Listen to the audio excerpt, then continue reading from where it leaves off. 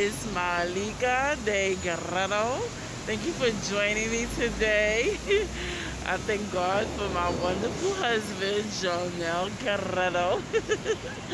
I love him so much. He's so kind to me. So thank you everybody for rooting for us. Uh, we met 1 year ago on this past Sunday, and it was also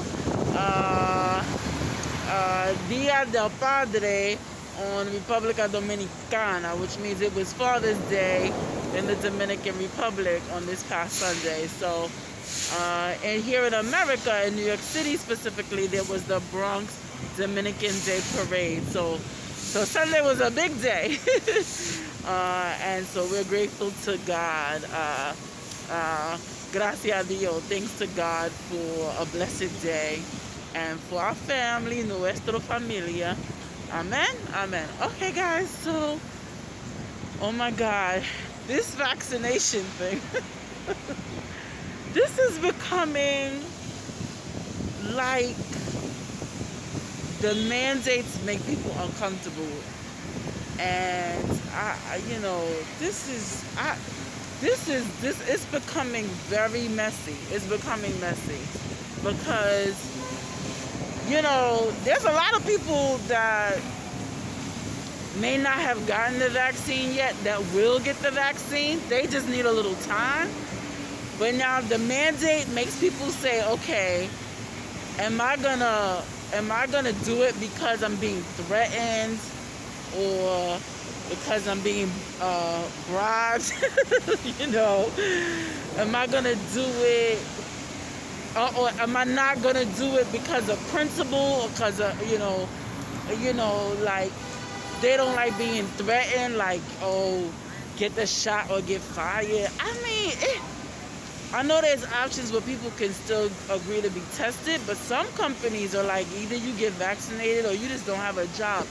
That's not gonna sit well with everybody, and so people have a choice. Now, if you take the choice of it's your body and you're gonna do it when you get ready, then you just gotta deal with the consequences, because there's gonna be consequences if you take the shot, consequences if you don't take the shot, consequences if you get COVID, consequences if you don't get COVID, consequences if you do what you gotta do to keep your job, consequences if you stand your ground and you have your lines drawn in the sand. There's consequences no matter what decision you make. So, what decision do you make? You make the decision that's best for you. You play ahead in your mind.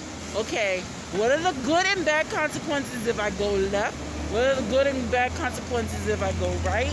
If I go straight ahead? If I turn around? If I do a 360, jump 3 times, clap my hands, touch my nose, and say,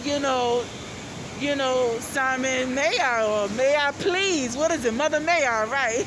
So it just becomes like everybody has to do what's best for them. If this pandemic hasn't taught you anything else, you have to do what's best for you, and then you got to be willing to pay the consequences of what's best for you, because there's going to be consequences.